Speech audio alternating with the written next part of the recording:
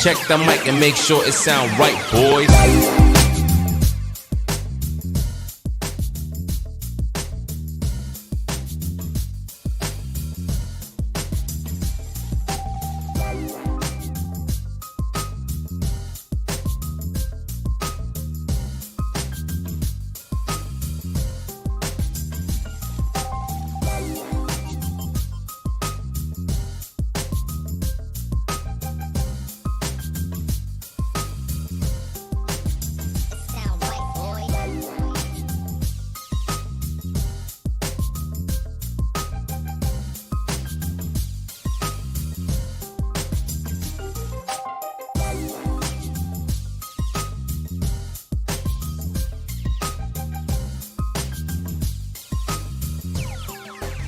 It sound right, boys.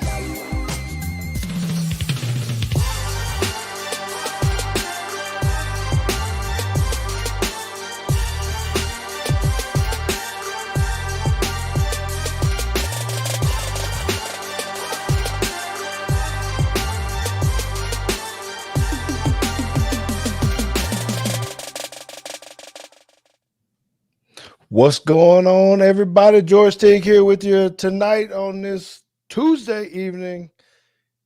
We're in Dallas live for Teague's Take right now. Thank you for those who are listening, whether it's live or via an app of your favorite podcast.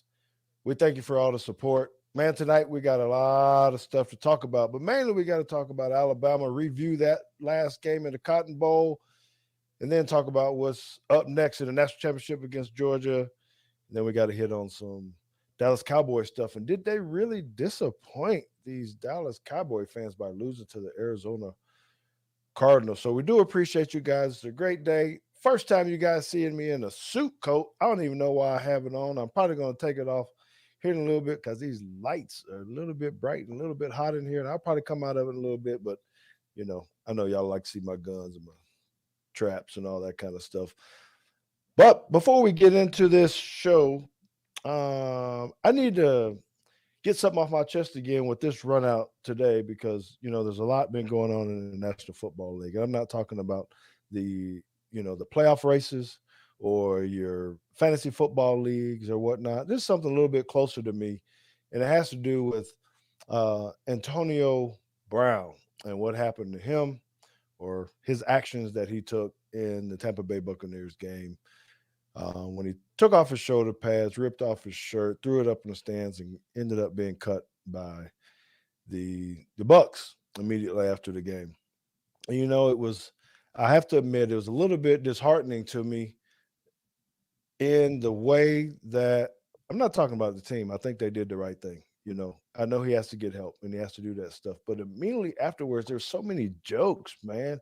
You know, the memes and all this kind of stuff about him. And that to me, it just kind of rubbed me the wrong way. And I stayed away from all the jokes and looked at the stuff because it really wasn't that funny to me. You know, when you got a guy that you know has had some instances like these in the past, where he has struggled. He's been arrested. He's done some different things. And you kind of know what his mindset is.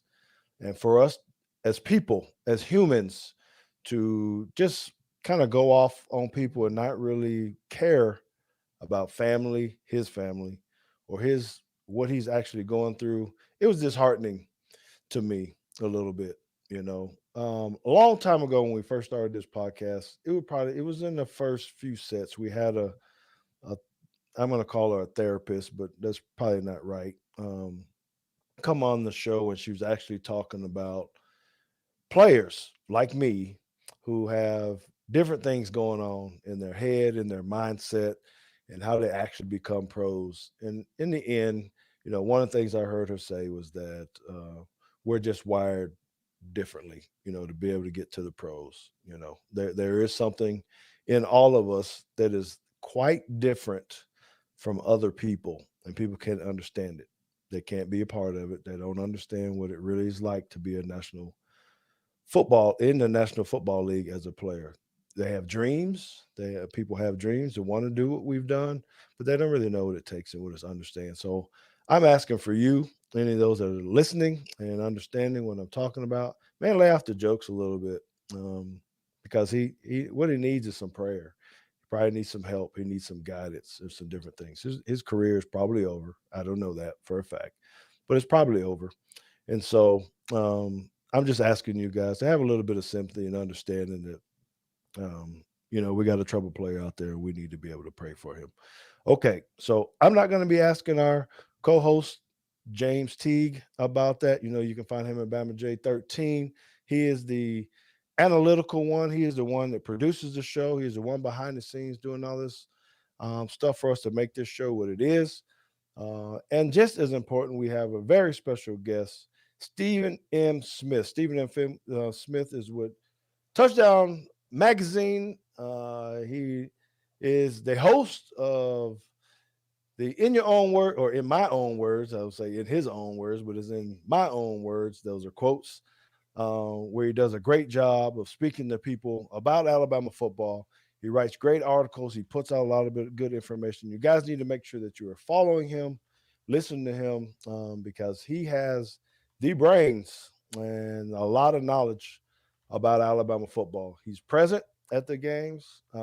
He's very well in tune, so we're very glad to be able to have him on the show. So welcome aboard, Stephen M. Smith. Glad to have you here with us, brother. Man, I appreciate being here with you guys, man. I feel luxury right now. We got the legendary George Teague is having me in here. We got JT in the back producing this, man. I feel like $2 million. Forget the what, like $2 million.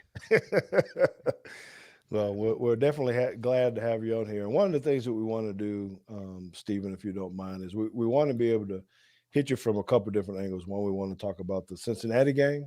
And I know you've been covering that as well and having some other shows on that. But then we want to kind of speak to you a little bit about the Georgia game. He is the best hype man in the business, Stephen. He gets me riled up every time I come on the show. He gets it lit, So,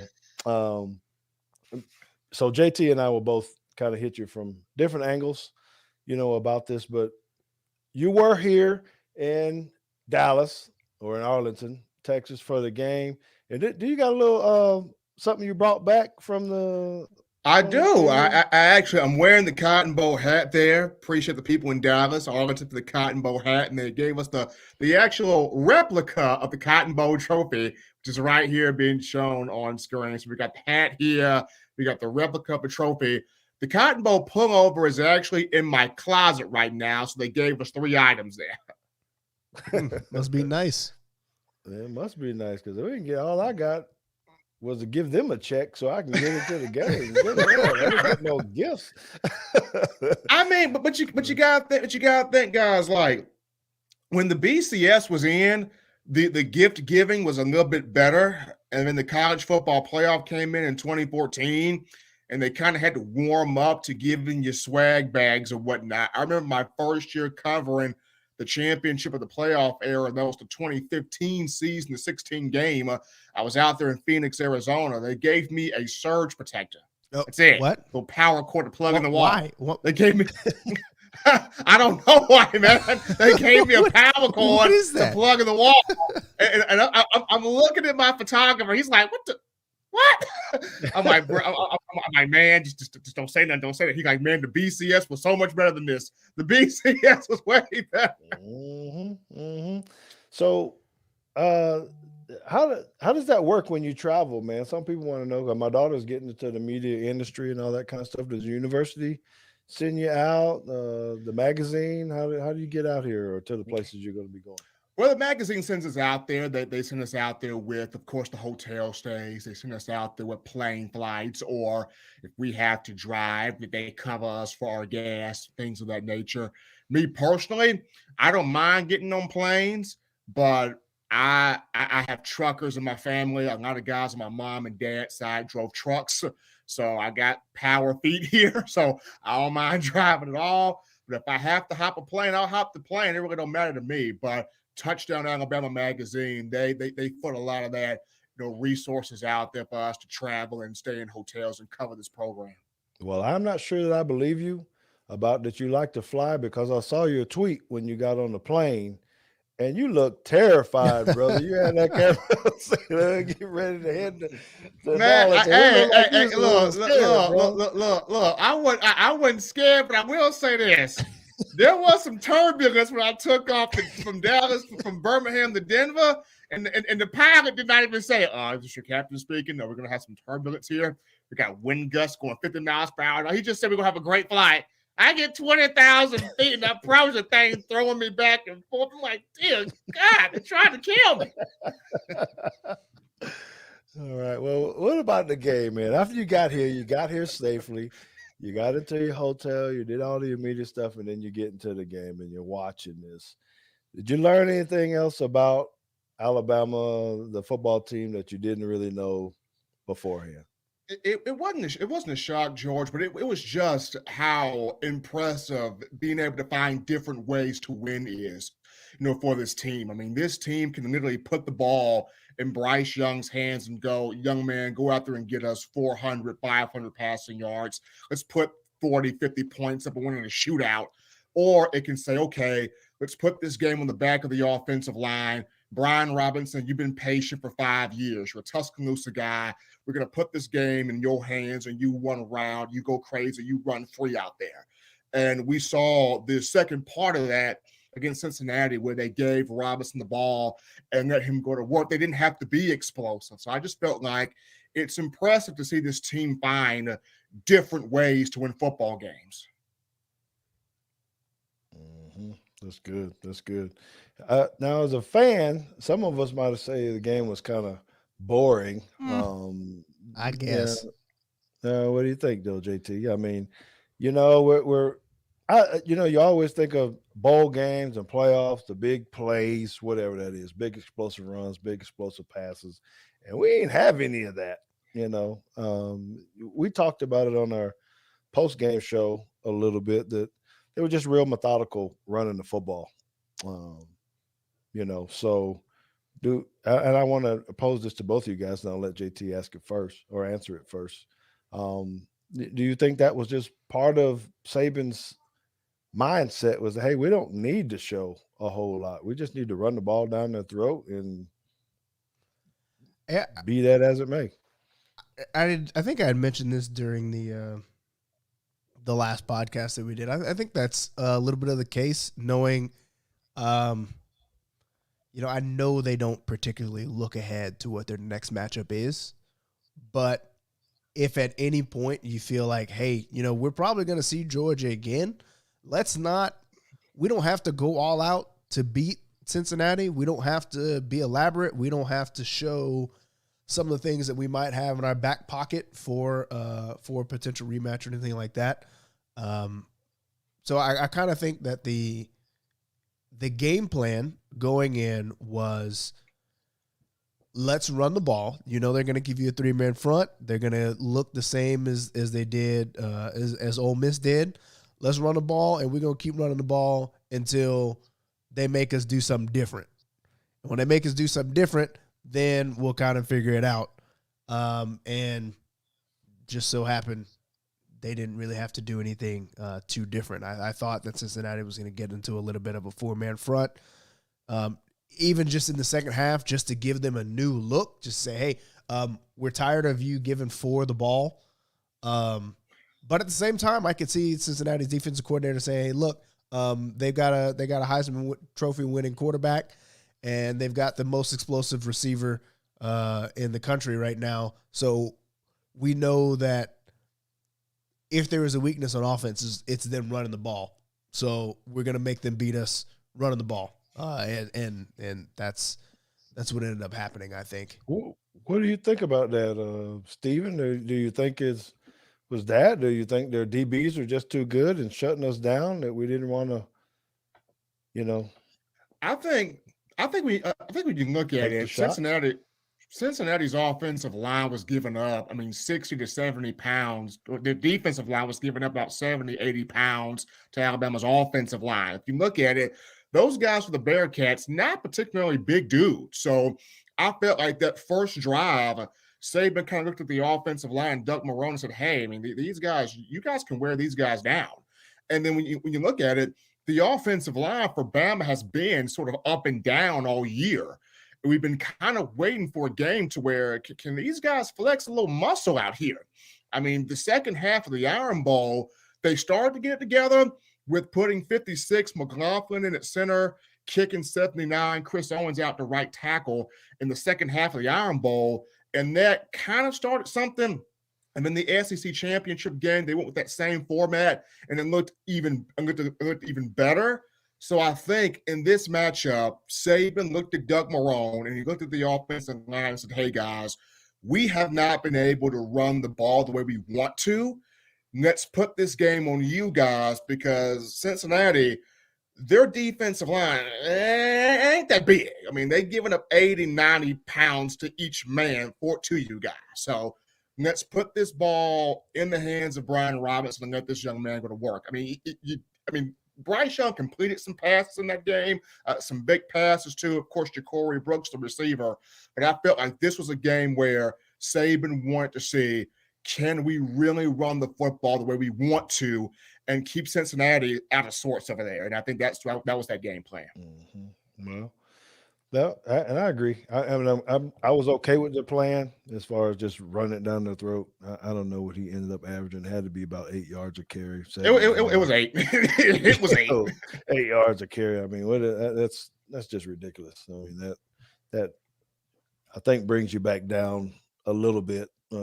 If you're a Bearcat going, good Lord, they're just running through us like, running water. So it was,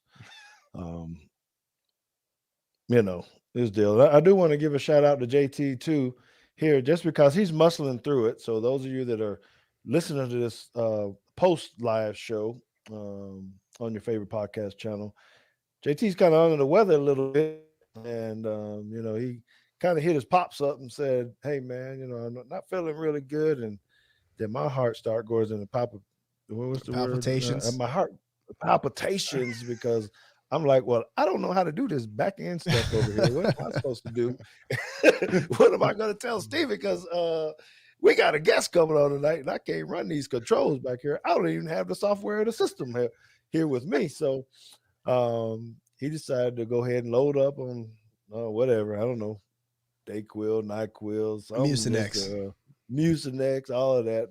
He can breathe and talk. So we're thankful that he's able to. Appreciate aisle 5 in Walmart. Aisle 5, we appreciate you. Yes, sir. That is true. So, okay, so Steven, do we call you Steve or we call you Steven? Which one you like? It really don't matter to me, man. I mean, look, I thought my name was going to be Steven or the child of controversy, but it really don't matter. I'll take either one. Okay. Well, what about this secondary? Do you have any concerns about it? I saw Coley gave up or potentially could have gave up a few plays. We're gonna have to be worried about that going forward.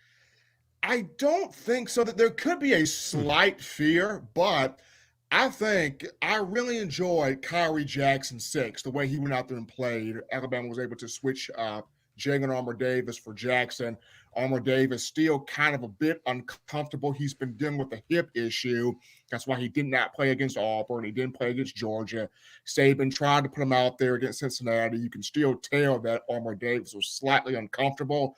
And that was the reason why he made the switch to Kyrie Jackson. That got a whole lot better. I think with Kool-Aid, McKinstry's recovery speed is still good. I just felt like the receiver he was playing, Alec Pierce, he's a real quick, smooth guy. Kind of reminds you of Hunter Renfrow a little bit, the way he's able to maneuver those routes. Man, Hunter still gives me nightmares.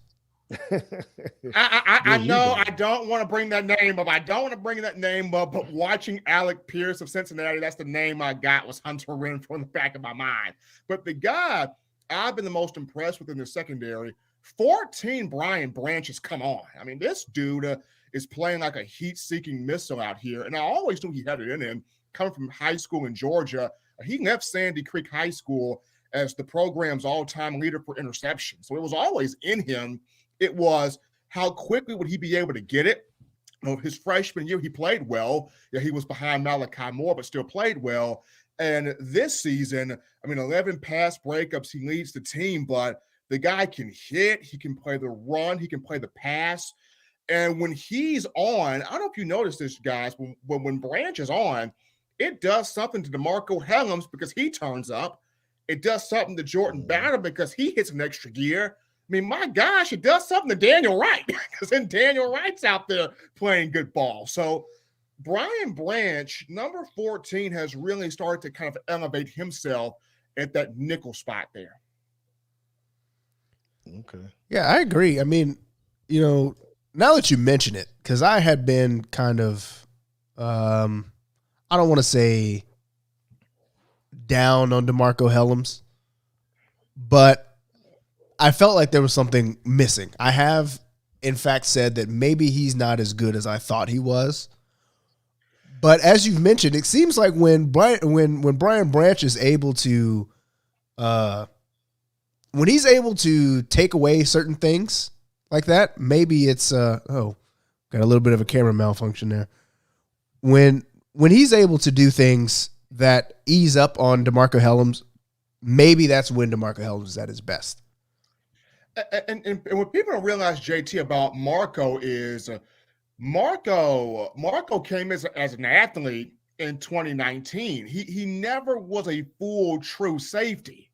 He came as an athlete. So DeMarco played some receiver. DeMarco played some safety. DeMarco played some corner.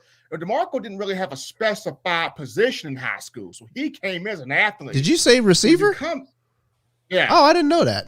That is. He was a full-blown athlete. So when he came in here and Saban puts you now in a specified role, you're playing a safety. Now you have to learn just strictly safety. And so DeMarco is still kind of raw at that spot. That's kind of the reason why he at times may seem lost, at times may seem out of sorts, because he's finally learning a true specified position versus a Brian Branch. He's been a defensive back all his life, so he knows his DB. So quite naturally, when he goes off, then Hellams is like, okay, snap. Okay, now I know what I'm doing, because you got Branch going off, and he's communicating with me. Okay, now I'm knowing where I'm supposed to be at. So a lot of that is, Marco came in not a specified DB. He came in as an athlete. All right. Well, you teaching me something then, because I didn't know that. Mm-hmm. Mm-hmm. Well, that's why we got him on here, because he's the expert. He knows what's up. What's going on. So, you got any inside scoop on what's going on with Malachi Moore? Is he all right? Is he healthy? He's healthy. He's playing more so special teams this year. He's played all 14 games. He's out there more so on special teams. He has moments where, going back to the spring, he had issues with back spasms. And Coach Saban talked about there are moments where you feel good out there. There are moments where the back flares up and it tenses up and you're not what you would like to be out there health-wise. He's played in all 14 games. I just think it's Branch has come on so much that Saban's like, do I really want to touch that chemistry right now? Because the way Branch is playing with Hellams, with Battle, and the rest of the guys, do I really want to alter that right now? So I think that's what's probably going in his mind. And because if he goes dime package, then Malachi will be on the field as the sixth DB. But knowing Saban would much so nickel you to death than to go dime. Saban would go dime if he just needs to do that. But in pure Saban fashion, he would much rather nickel you to death with 5 DBs on the field. And with that being said, Branch is playing out of his mind. You kind of just don't want to touch that. Mm-hmm. Understood. Appreciate that. And I apologize for my camera over here. I don't know. I didn't have my Ethernet thing plugged up, so. Well, we'll keep fixing. I'll keep hitting the button. We're all right. Yeah, my fault on that. All right. So, any other injuries that we need to be worried about that you've heard about past this game? Well, you got 2 offensive linemen that got nicked up in the Cotton Bowl. That's not great. Emil Ekiyor, right guard, went down there, and your right tackle, Chris Owens, went down there. According to Saban, highly confident that Jeff Allen and the trainer here will have both of those guys set to go by next week against Georgia. But however, if there is a switch up, you do have J.C. Latham, 5-star true freshman. Watched a lot of his tape when he played down there at IMG. That dude's a hoss. He's an absolute mauler. He could play. His natural position is tackle, but he can play guard. Going back to when Alex Netherwood came out of Florida, he started off as a guard before he became a tackle. Evan Neal, the same thing. So J.C. Latham, if need be, he would start at right guard if Ekiyor cannot go at right tackle. If you didn't have Chris Owens, you would have Amari Kite. So you have two guys ready, but Saban highly confident that he will have Ekiyor and Chris Owens, the usual two people on that right side. Okay. All right. Well, that's good information. We appreciate you sharing that. Of course, we're still talking to Stephen M. Smith, and you need to make sure you follow him on Twitter and Instagram. Twitter is Coach M. Smith. What is it? Coach M. Smith. Coach and M. Smith. So the funny thing about that, when I'm not doing stuff for Alabama football, coaching some local kids here at the high school. All right. That's very nice. Very nice. And he does, of course, you can find him through Touchdown Magazine. On Instagram, it's actually different. Your handle. Yeah, it's different on Instagram. I don't know why I chose that. I just thought of that. I just thought of I just thought of 2 words and some random numbers and said, you know what? Let's roll with that. So I don't know where Universal World 9019 came from, but it was just one night. I was just in the house sleeping, and I thought, what can I come with an Instagram handle? You know what? I like the universe. You watching Star Wars, or you were watching? I was not actually. I was not watching Star Wars. I don't know what I was watching that day. I don't know. It might have been Land of the Lost, because for real, I was watching Angels in the Outfield. Literally the baseball classic, Angels in the Outfield, Danny Glover, and it just hit me. It's right there. Oh, good Lord. Yeah, I was sitting here trying to find this stuff on Instagram. I was like, what is going on here? What is this? But anyway. Yeah, well, trying to get you that link, I was kind of thinking the same thing. I was like, what? I was expecting a Touchdown Alabama Mag email or something. Now, I thought about doing that, JT, but then once again, that's when Angels in the Outfield kicked in. So I just went completely left. Oh boy! Well, you coaching these kids. I hope you just don't come up with some techniques out from the left field. Look, man. So my job. I am just their highlight coordinator. I don't coach the X's and O's. I just get their highlights and make their highlights look good and put them up there. Well, we got a question here for you. What are your thoughts on Daniel Wright? He is probably the most improved player defensively in the secondary. I mean, there were a lot of people that were worried about Daniel Wright going, what's wrong with D. Wright? Is he not, cutting it out there on the field? Because when he came in 2017, he was a core special teams player. And Daniel Wright's another one that always had it in him. His brother, Major Wright, played at Florida, won a couple of national championships with Urban Meyer and Tim Tebow. So, Daniel's always had the talent there. For him, it was the mental part of the game, the playbook. And once he was finally able to grasp that, then you're seeing the improvement that he's made. So most improved player in the secondary to me, definitely Daniel Wright. All right. So let's look into to the next week, if we can. Moving this upcoming Monday evening. So 7:30 Central? Yeah. Or, Central, yeah. Time on the game. I know you're going to be up there viewing the game and watching it. What do you think we need to do to be able to win this game? Give us a couple keys to winning this game. I think number one, starting off defensively, is continue to suffocate Stetson Bennett, because that's the biggest thing that Georgia has the issue with right now with Kirby Smart is, do I continue with the law firm and Stetson Bennett, or do I go to JT Daniels, someone of which I know can stretch the ball downfield, but probably doesn't have the overall athleticism as Stetson Bennett? But And the recent matchups, Alabama's been able to frustrate that man to death almost. So you continue to suffocate him. They're not going to be able to run the ball like they would like to because this defensive front for Alabama, the number 4 rush defense in the country. I think offensively is where it gets interesting because this is where Bill O'Brien, if you're listening, don't overthink the room. That's been the big thing with Coach OB is there are times where he knows what he wants to do, but then there are times where he overthinks the room. And I feel like Brian Robinson's not going to have another 200-yard game, but if you can get him between 80 and 125 yards, you're good there. Work in some design runs with Bryce Young. You're going to have to work in some RPO, some design runs with him to get Georgia respecting that. But I think at the same time, you're going to have to take some shots. You're going to have to take some shots with Jameson Williams. You got to take some shots with Ja'Cory Brooks. You got to get some screen passes going. And for goodness sake, you got to find a way to establish 19 Jaleel Billingsley. You got to establish that man because that man feels like, am I involved anywhere in this offense aside from blocking and maybe catching one occasional pass? So you got to factor Jaleel Billingsley somewhere within that offense. But you take some shots downfield.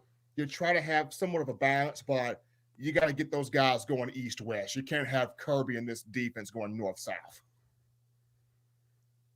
Mm-hmm. So similar to the same plan you're thinking. You think a little bit up-tempo, too, to still try to tire out the big guys in the middle? Right. A little up-tempo, a little quick pace.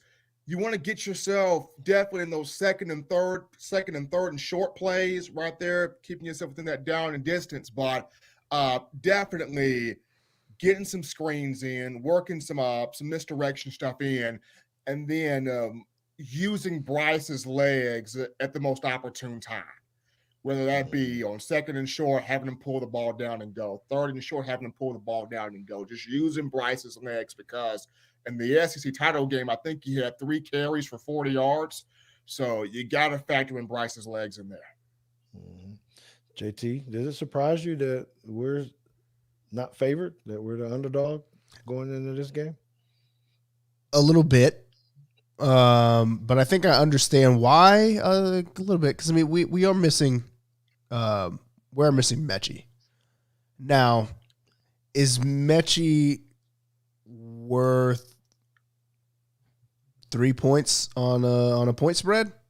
I don't know. Maybe. But I feel like if you beat down somebody, like, I mean, because it's not like, yes, it was a neutral site game. Air quotes for people who are not viewing this live. It was a quote unquote neutral site game, but it was really a home game for Georgia. And you go in and you beat them by 20 points. I don't particularly understand why Alabama is an underdog. But I'll take it, whatever. I'll tell you this, JT. This is Vegas playing with house money and not understanding how to manage the money. So this is Vegas basically saying, Kirby Smart, the powers of college football are giving you multiple chances. When are you finally going to hit on one of these? You've got a bunch of people in Athens, Georgia, who have children and grandchildren who don't know what a championship is. The last time they got one was 1980, and they're looking at Kirby Smart going, brother, you sat at Nick Saban's feet for 9 years. 9. Have you took anything in that almost a decade from him that you can use to get one of these? Like, we look over there and he's holding one of these puppies up every year. Okay, have you taken anything in those 9 years to help us out here? So I think what Vegas is doing, Vegas is saying, you know what? We're going to put it all on Kirby. This is the time where he gets this thing done, which it is a serious mental block when it comes down to both teams have a talent. We know this. Both teams have tremendous coaching staffs. We know this, but it's just something about there's a mental hurdle when it comes to Nick Saban that Kirby Smart cannot seem to get past. Well, does this hurt him? If Kirby doesn't win this game, does this? I think it does because you look at this. You convinced Jordan Davis. You convinced Quay Walker. You convinced Nakobe Dean, Nolan Smith, the breed of men over there in Athens, to come back for another year to try the national championship. and you don't get this done. Now you look at losing those guys. Yes, Georgia recruits at a high level, but it all comes back to this. You can bring the young men in here, but can you win with the young man? I mean, for crying out loud, Butch Jones recruited the heck out of Tennessee. Butch Jones got Josh Dobbs in there and Alvin Kamara and a whole bunch of cats at Rocky Top, but he couldn't win with them. And he ends up coming back to the Nick Saban Church of Rehab before he goes to Arkansas State. So you can recruit the guys in here, and recruiting's a big deal. But how do you develop and win with these guys? Can you get that part done? Because the one thing Georgia wants is, can we get a national championship over here? You haven't got one in 40 plus years. So that's what they're crying out for right now. Yeah, I wonder, I think in the mind of the average Georgia fan is, if you can't win it this year, when are you going to do it? I mean, if there is an Alabama team that is beatable within the last 10 years or whatever, well, I guess other than the that 3-loss team in 2010 or whenever it was. But I still hate that. That's too much talent on them, man. For real. Too much talent on there. For real. But if you're Georgia, you have to really kind of figure out, like, if you can't beat this version of Alabama, when are you actually going to be able to do it? Because like you said, they're going to be losing a lot of guys this year. This Alabama team is young. They're not going to be losing a whole bunch of – I mean, they're going to be losing Brian Robinson, sure, but I think most of the team is coming back, right? You think about it is. Now you got some juniors that have decisions to make. I mean, Jordan Battle has a decision to make. You got guys like Christian Harris that has a decision to make. You've got John Mechie has a decision to make, which I think Mechie should go, though, at the end of the day. He's going to be a late first, early second round guy. Just get the knee cleaned up and go play pro ball. So the mass majority of this team is going to be back, led by Bryce Young and Will Anderson. So that's coming back. Mm-hmm. Mm-hmm. All right. Well, you guys got any predictions on this game? Score, you know. I'm assuming everybody's going to pick one to win, but by how much? Steven? All right, so with mine, I've either been dead on the money line or I've been close to the money line. So I'm either winning you money or I'm close to winning you money. So you're telling me you either winning me money or you losing me money. That's what you. That's what I heard. Look, I broke even here. I broke even here. All right, I mean this one's so tough because it's like it could go. The game plan is not going to be similar as what it was in Atlanta. So I think it's a bit closer. I still take Bama though 38-28. Okay, so okay. I don't have a score for you, but I've got the same point spread. I got Bama by 10. Yeah, and I had them at 13. Yeah, I'm staying with. As I said on in my own words, show I still feel that way. I am a little bit nervous, I have to admit, just because, you know, I really just maybe because it was the conservative game plan, not having Mechie, not really knowing if we're going to be able to stretch the field, if they're going to be able to double up on Jameson, yeah, and that kind of stuff, and can we really carry the load with the other guys if they decide to? I will say this. I will say this though, guys. Whoever had Slade Bolden catching the first touchdown of the Cotton Bowl, please come claim your prize on the bingo card. Because very few people had Slade Bolden making that catch. Now this is where I got to give a shout out to Nick Granado, because he was doing college fantasy on DraftKings, and I talked him out of putting Slade Bolden in his lineup. Now I told him to pick up. Now I did okay because I told him to pick up Ja'Cory Brooks and Cameron Latu instead, which got him more points combined than Slade. But he did kind of shoot me a little bit of a dagger when Slade Bolden caught that first touchdown. He was like, "Really? You told me to take him out the lineup?" Now, what was equally as shocking as Slade was watching DJ Dale get the first sack at the Cotton Bowl. Oh, yeah. DJ's been kind of he's kind of a little bit of a disappearing act. You know, he shows up and then like, where's DJ? I haven't seen him in the last 5 days, but he gets the sack there in the Cotton Bowl. So those two, if people had those two on the bingo sheets there, I have to award prizes because I did not have neither of those two on the card. Neither of them. Hey, was that your first time being in AT&T, or have you been to some of the other bowl games? That was my third time. I was there 2016 okay. for the season opener, Jalen Hurts' game against USC. And then I was back last year, which for the Rose Bowl, because they moved it from California to Dallas. So what do you think about the stadium? You know, for the Cowboys folks here. You know what? What do you think? Tremendous hospitality. Love it. Tremendous hospitality. Now, I was hurt, but I couldn't find the Cowboy souvenir cups. That hurt me.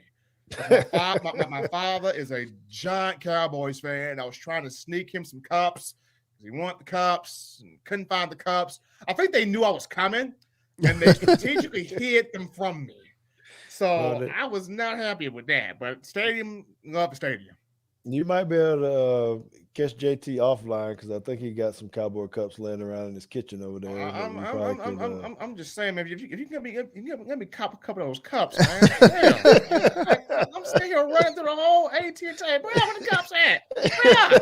Get Jerry on the phone. Jerry, cups, man. Yes, sir. Yes, sir. Well, all right. Well, this has been great, man. We really do appreciate your time. We know that you're on another podcast as well. You're co-host of the Bama Standard, right? That comes on Tuesday nights as well, 6 p.m. Central Time. He's on with Justin Riley. Marvin Constant, Marvin who likes to throw shots at me all the time. I see you, Marvin. Steve Brown and Bo Scarborough. So just 4 guys that talk football and have fun with it. So again, tell everybody where they can find you. Again, because I know you have multiple outlets. Why don't you shoot them all out there so people know where to come get you at? All right. Well, the main one is definitely the Twitter at Coaching M Smith. On Twitter, you can find me right there at Coaching M Smith, where I am posting articles, posting stats, posting sometimes sarcastic tweets, whatever I can find to post. I'm right there at Coaching M Smith doing that. You can find me on Facebook, Stephen M. Smith, right there on Facebook. The magazine is touchdownalabama.com, touchdownalabama.com, where all the articles are right there. We're breaking down the Crimson Tide from all angles, facets. If you want to know what time Nick Saban sneezed today, you can probably find that right there, touchdownalabama.com. We're on Twitter at TDAlabamaMag. That's at TDAlabamaMag on Twitter. And yes, on Instagram, my crazy Angels in the Outfield name, Universal World 9019 on Instagram. I can't believe I put that out there. Universal World 9019 on Instagram. So Angels in the Outfield, the cast of Lost, Galactica, that was on y'all, man, because I don't know what I was on that night. But that is that right there. But appreciate being on Teague's Take, man. This is fun. This was fun. I'm sure we'll be catching up again after the game. Maybe I'll bump into you at the stadium if I can get up there where you got all your fancy food and all that kind of stuff. You know, man, ain't no fancy food, man. We be sitting there looking at them same chili dogs, man. No, I'll be honest though. Dallas did right.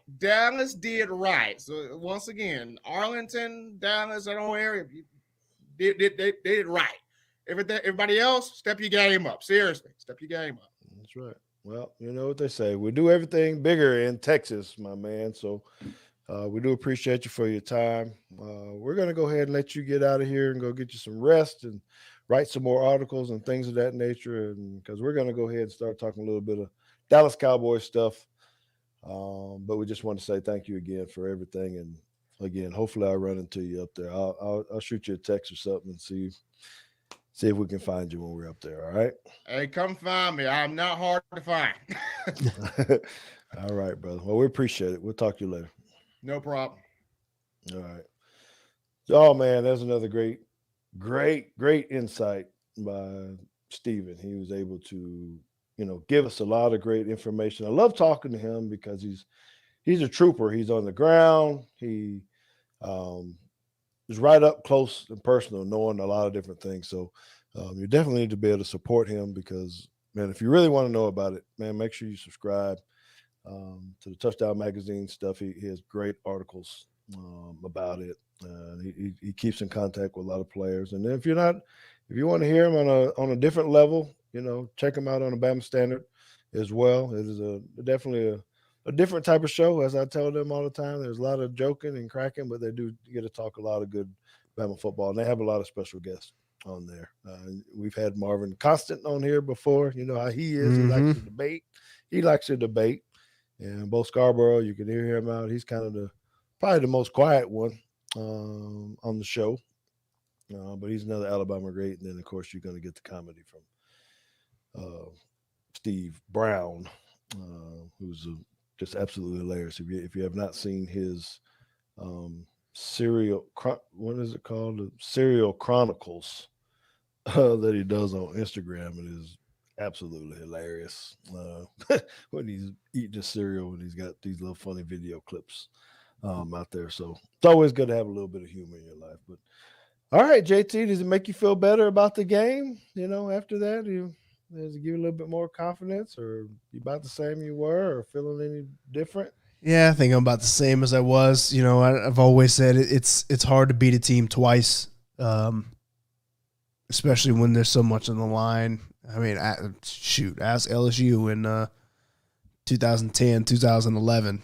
You beat them 9-6 one time, and then it was 21-6 the other time or something. And whatever it was, I just know there was a whole bunch of field goals made, and when it mattered the most, they couldn't win a second time. So that's always my biggest hang up is just, can you really put together master plans 2 times in a row for the same team in the same season, less than, I guess a month apart. Yes. I do think that Saban and his staff is more capable of making those adjustments than maybe Kirby and his staff. But I guess only time will tell. We'll find out in about a week. Yeah, that's true. And that's what scares me the most. I think it's just being able to play them again. I think we got the ability to be able to do it, yes. I am worried about not having Mechie, honestly. I don't know, that just kind of sticking me in the side and say, okay, if Bryce does have to use his arm again, are we going to have someone step up consistently throughout the game? If we have to get to the air a little bit, if we're not having the success we need to have running the ball. So, I don't know. That's just kind of where I'm at. I'm echoing what you're saying and the sentiment of having to play twice, But I'm hoping also, JT, that coming in as an underdog, maybe that Nick Saban is doing his magic with his sports psychology again. That, hey, as you said, hey, man, we destroyed these dudes the first time. We went out and handled our business again, in the semi-final game, and somehow their favorite. I could see him making a twist to that some kind of way. Yeah, for sure. I hope they take some pride in that, I guess, and use that as a little bit of motivation, and I know they will.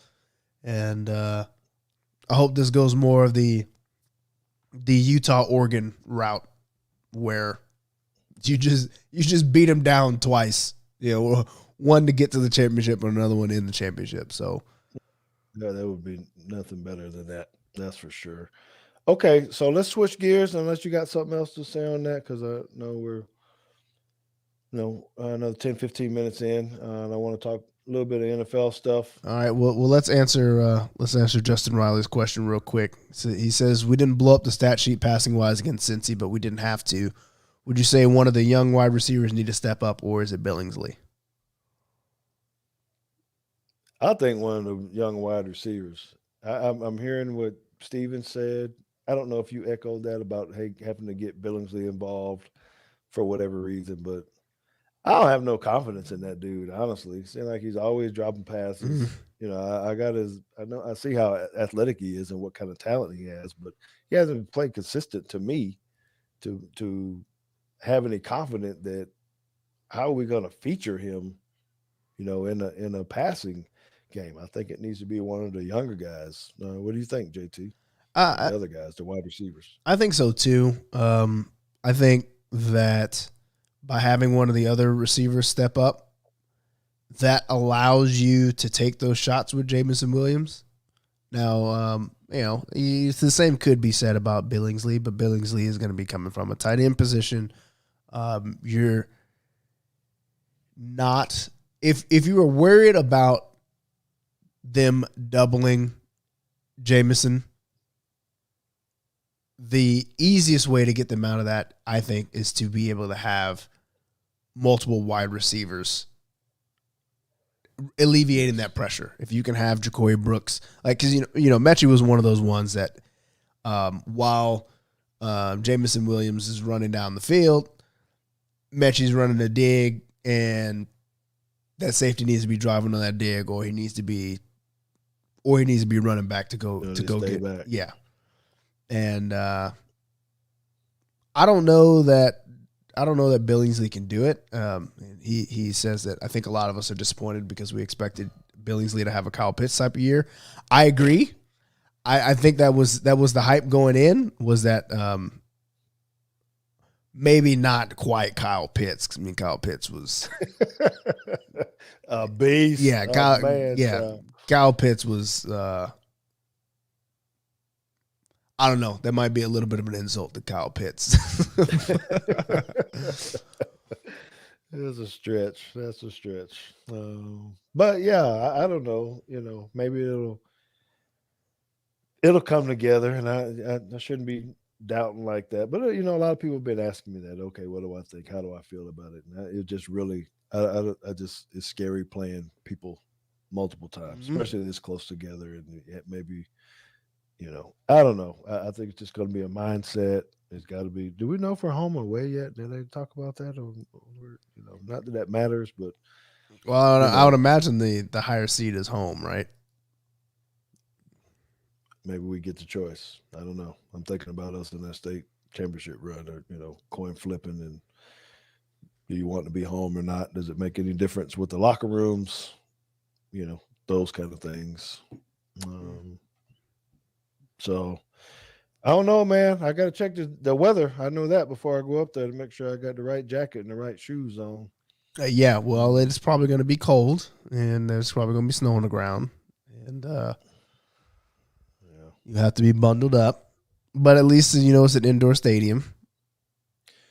Yeah, well, we're not going to be doing any of the experience type stuff or whatever they normally do before the bowl games. You can go out there and run the 40s and throw footballs around and all that kind of stuff. I think we're going to stay away from that and just hang out at Consuela's uncle's house over the weekend until game time and get there because he doesn't live that far away. So, all right. Well, hey, Justin, we do appreciate that for the comments and the feedback. We do appreciate your show, too. And thank you for allowing us to use Steven a little bit because I know he had to rush over here after you guys' show. Because you guys do a really good job. If you're not followers of his podcast and their show, you need to go find the Bama Standard because they do a really, really good job with the Justin Riley Network.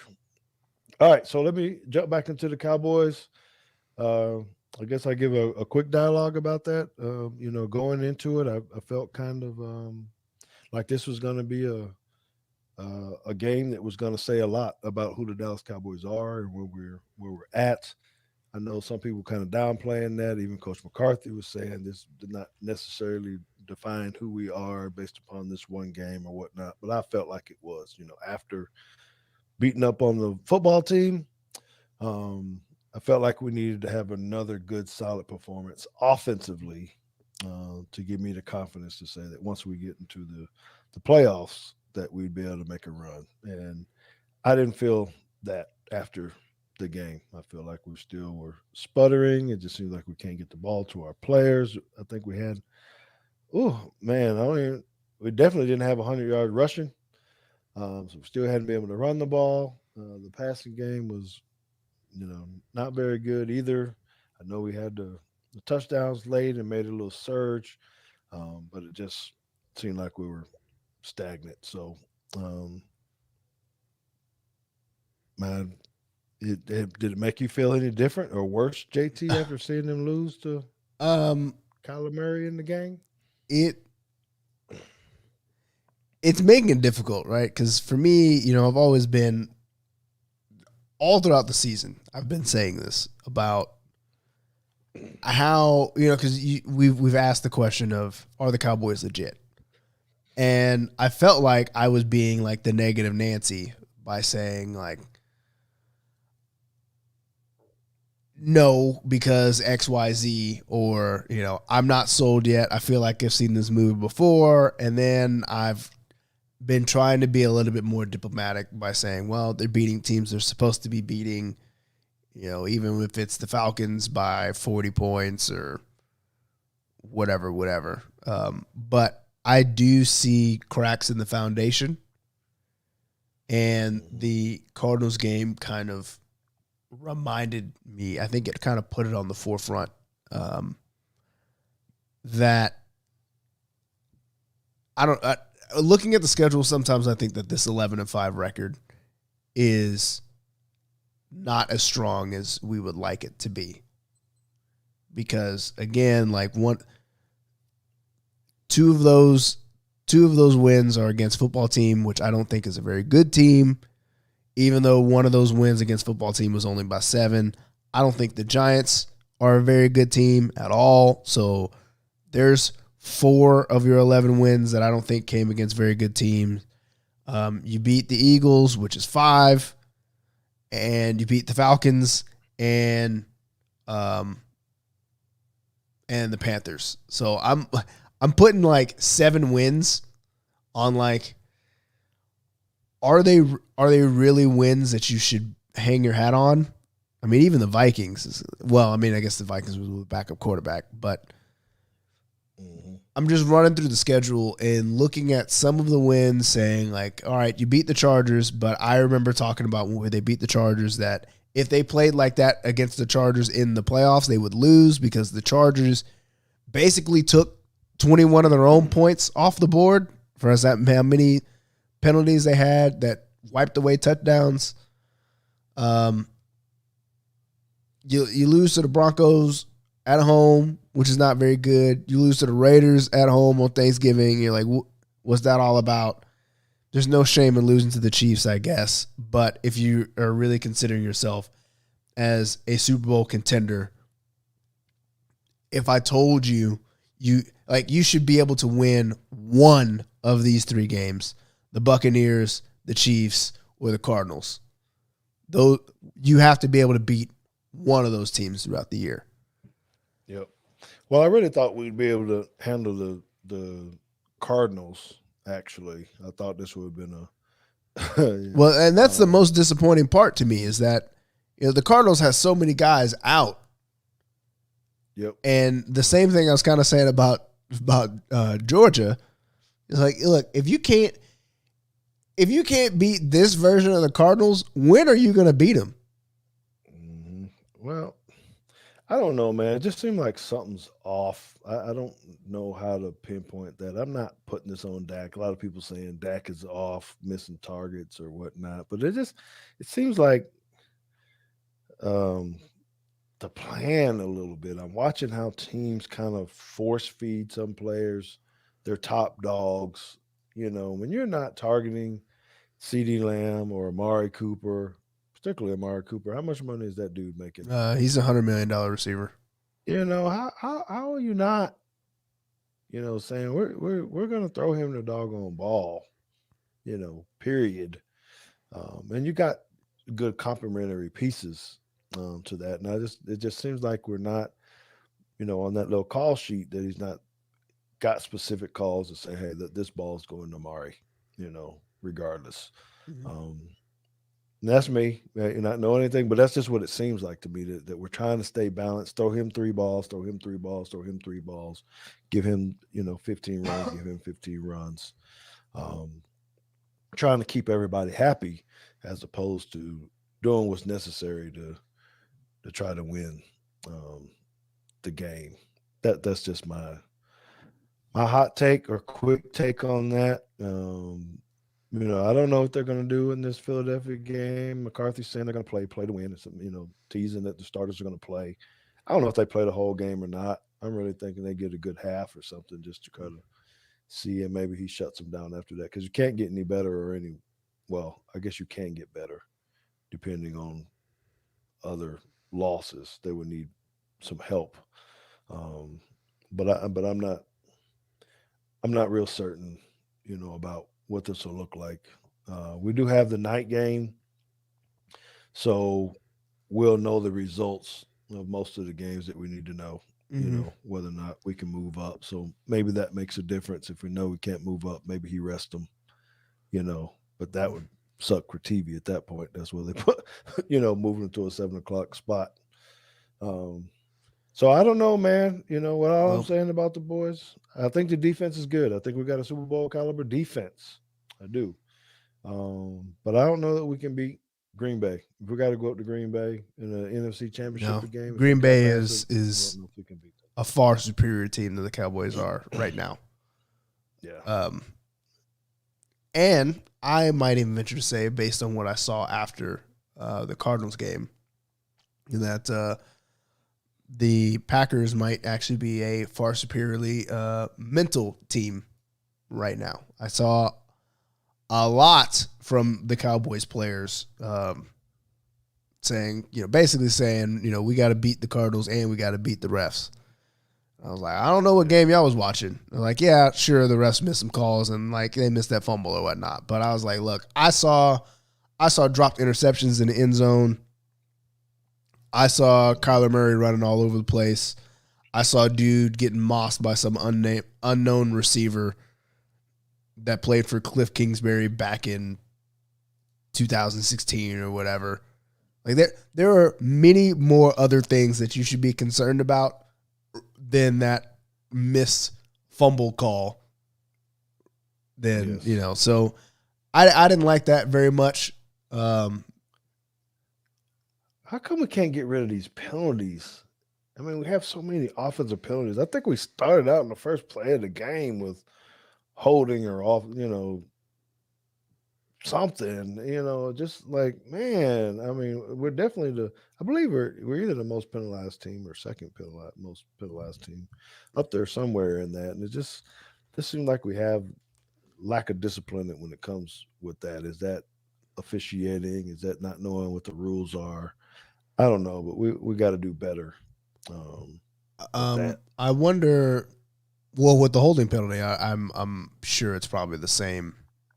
It's always the same guys, ain't it? Yeah, it is. Connor Williams. All the time. Yes. So is that technique or is yes? That... I think it is. I think it is technique. I think that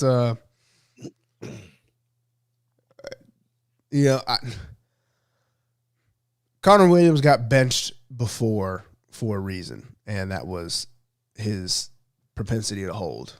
And he's still doing it. So yeah. I don't know what the fix is. I don't know if that's coaching in the sense, or if it's like, hey, we trying to do the best we can, but that's just what he does, and we just hope that he don't get called every play. Yeah, but that's not going to help you when you get in the playoffs, because those holding calls hurt. So Justin Riley says, and I think you hit the nail on the head. The mental aspect is what is holding Dallas back. Look at the Packers; they're so dialed in that they're winning games with a lot of players out. Yeah, I mean they don't even have Aaron Jones. Not even playing. They got Aaron Rodgers, yes, and they have Devontae Adams. But if you look at the talent that Dallas has on their offense, on the whole, yes, it is better than what the Packers have. On the whole. They're obviously their quarterback is ceilings above Dak, and maybe Devontae Adams is probably better than any of the Cowboys receivers currently. You think? You think?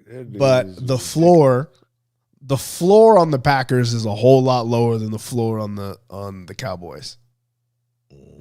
So. And the Packers defense isn't that great. I mean, they're good. They're on the road. They've had some good games. They're good, but they're not. They're not Dallas's defense. Well, okay, that's true, but I don't know. Well, Packers are probably going to play anybody next week. I don't even know. They don't need to. Probably rest. Yeah, they'll probably chill. But I don't know if that's good when you got a bye week coming after that to sit 2 weeks in a row without doing anything. Yeah, that's true. Maybe you play them a little bit. But I don't know. I just need to go up here and get in the cold weather and those elements up in Philly. Try to put something together, get a little bit of momentum going before the home game. Is it locked? I guess it's not locked. It would be. It's most likely that we'll be playing the Cardinals again, right, in the first round, back here in Dallas. So maybe that goes into what we're saying. Hey, you have to play the same team twice in a couple of weeks.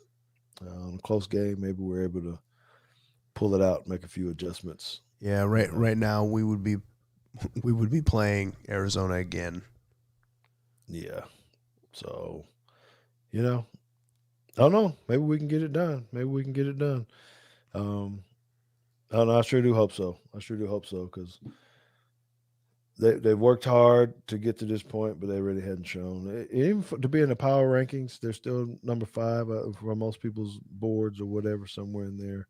But I don't know. They just hadn't shown it for me right now. So, I haven't been saying they're going to Super Bowl. I really kind of been saying that it's kind of NFC Championship. I thought they would lose to Green Bay in the NFC Championship game, but I don't know. They're going to have to play now. Man, I don't even know if they're going to get that far, to be honest with you. They win one. You don't think they can even win one? Get back at the Cardinals and get to the if the Cardinals get their missing players back, I'm not confident at all. If DeAndre Hopkins is back, I'm taking the Cardinals. You got Diggs on him though, man. What's up? Okay. Well, now that we brought it up, we have to talk about the stat that we had been talking about. Because another thing that I had read on him was that 45% of Diggs' targets are first downs or touchdowns. 45%? 45%. Which then I was like, it makes so much sense now on like why teams are not afraid to throw at him anymore or at all, is because it's high risk, high reward. They're basically saying, look, if we throw at Trayvon Diggs, it's either going to be an interception, it's going to be a first down, or it's going to be a touchdown. And we'll take our chances on an interception because we might actually just get 6 out of it. And I think that DeAndre Hopkins is one of those receivers that you just cannot take out of the game like that. Yeah, he's a beast. DeAndre Hopkins is open even when he's not open. Well, we just need to go back and show that one fake out he did again. Yes. Balls in the middle of the air and he stopped and took off again. That's incredible. That is absolutely mind blowing to me. That you'd even think to do it, but then 2, that it's even possible. Yeah, I know y'all don't know what we're talking about, but if you can ever find that clip, it's got to be out there somewhere on YouTube or something. Somebody got to have it archived somewhere. But I don't know, man. Diggs. I said this when I was speaking with Law Nation and Boss Cowboy the other day out on Saturday before the game. I thought he still has some weaknesses.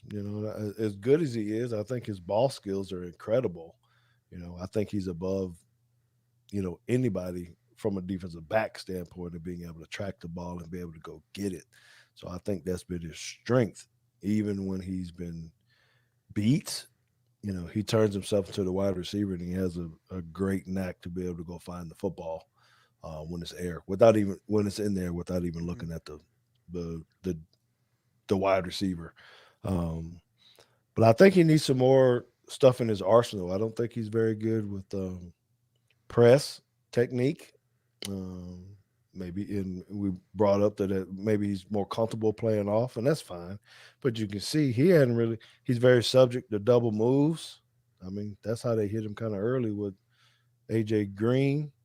Um, Early, he ran a double move on him, and it was just a bad throw by Kyler. He probably would have walked into the end zone then. So there's some technical things. Now he's still young. It's only his second year, right, in the league. Yeah. So he's still got some growth to be able to do that, and he'll get there. But I just think he needs a little bit more in his arsenal to be able to do that. What has Justin got up here? So the question is, do you think Diggs is still raw and will eventually develop into a premier corner, or is this his ceiling? No. Well, I guess that goes into what I was saying. I think he still has more growth. I think he's very raw. He hadn't really played DB that long. Right. I think that there's something that he'll have to learn here. And I guess it depends on what kind of corner he wants to be, right? If he wants to be a ball hawk, then fine. He's doing a very good job at that now. But the corners that last a while and get paid a lot in this league are the Darrelle Revises. Darrelle Revis, how many interceptions did Darrelle Revis have like his entire career?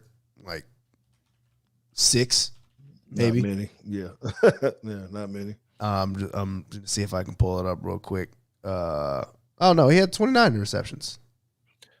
Well, still, I mean, he played a long time. Yeah. I mean, if you're trying to put it, Yeah. in perspective, he's got 11 already, and Right.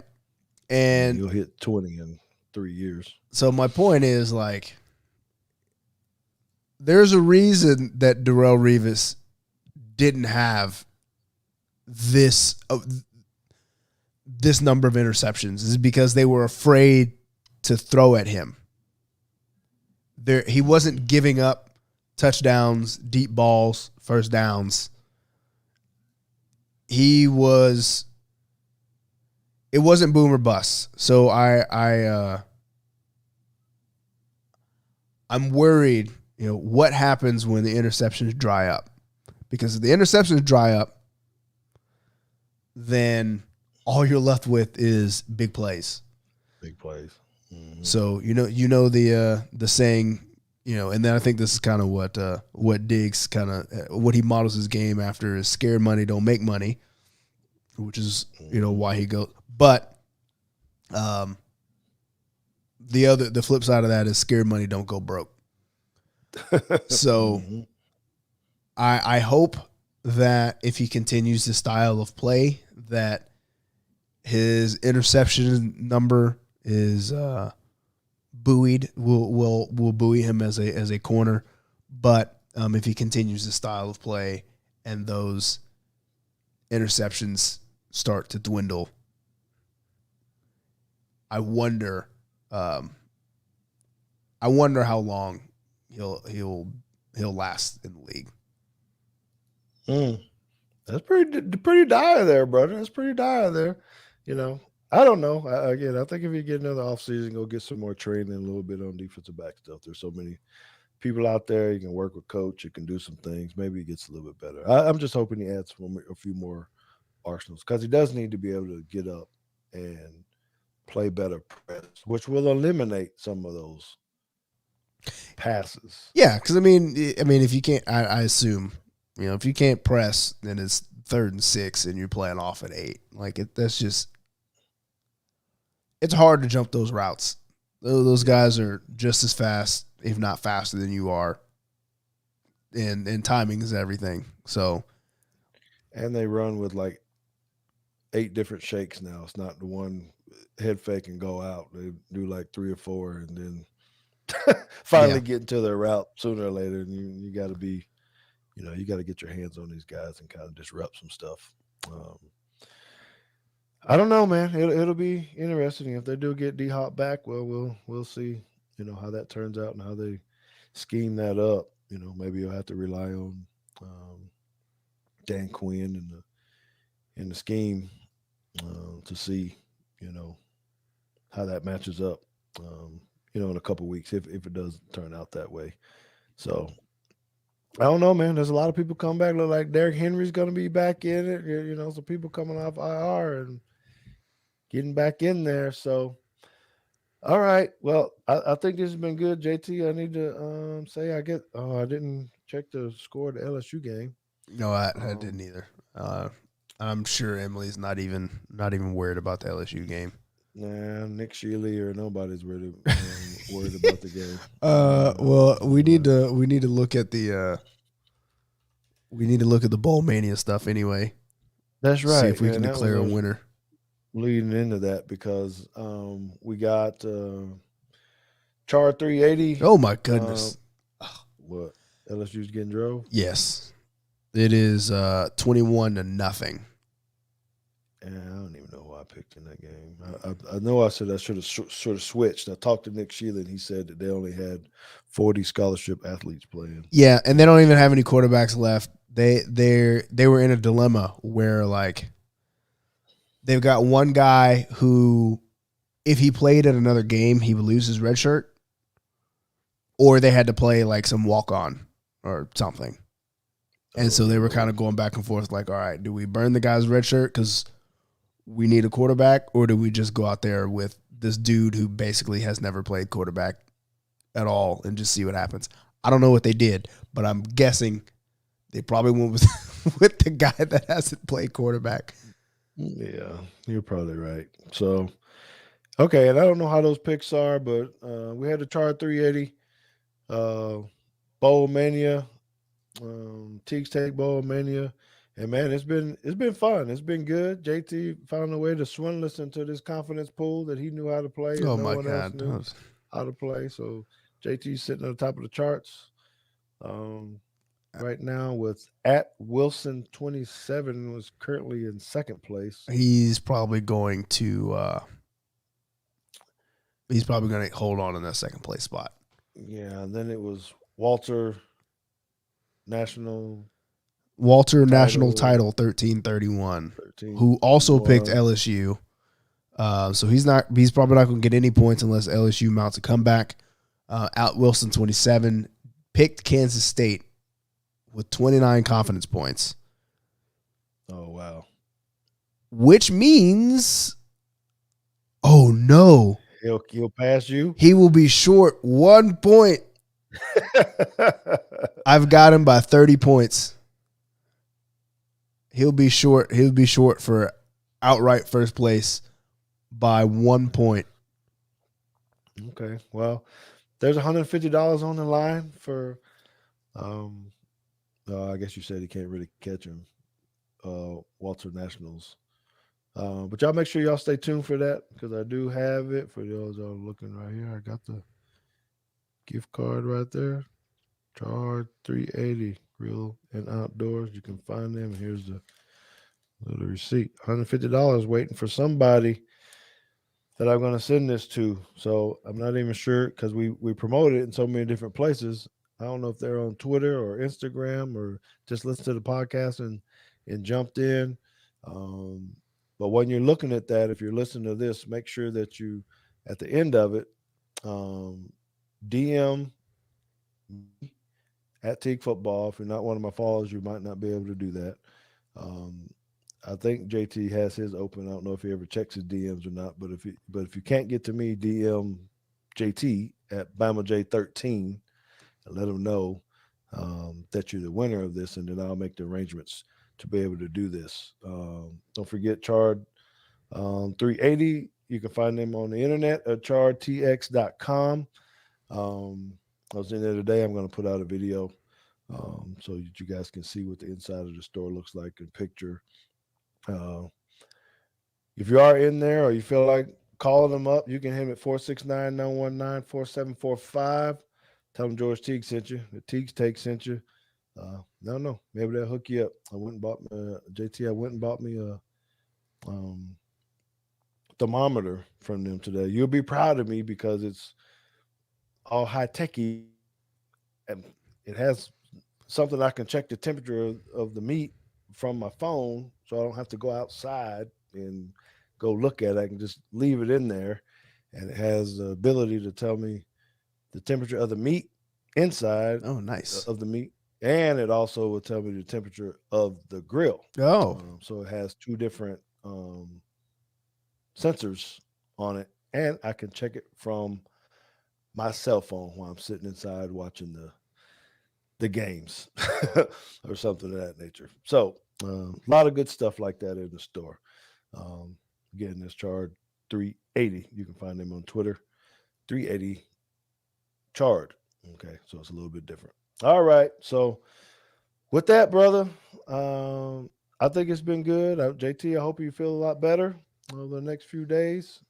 Take care of that little grandbaby of ours and your wife. Hopefully she's not under the weather as well. Y'all stay safe with that, but everyone else stay safe too. This COVID is out there. Just take care of yourselves, and whether it's the flu or whatever it is, allergies or something. Let's all just try to stay healthy, have a good time, because I need y'all to be cheering for 2 games this week. I need the Cowboys to win another one, and of course the national championship. We need Alabama to pull this out on Monday. I'll be there rooting them on. I'm going to have on my big jacket up there in Indianapolis so that I can stay warm as well. All right. Well, we're going to see you next Tuesday night. Same place, same time, same channel, right here at live.teagstake.com. Hit that little button, that little bell, so that you can know when we got something coming up, or if you just want to go back and watch something. We do appreciate it. Yes, sir. We're friends of the Bama Standard, so we're very glad, to have you a part of us as well. But with that, we're going to go ahead and check out tonight. We love you guys. We appreciate you guys. It's deuces, baby. Peace.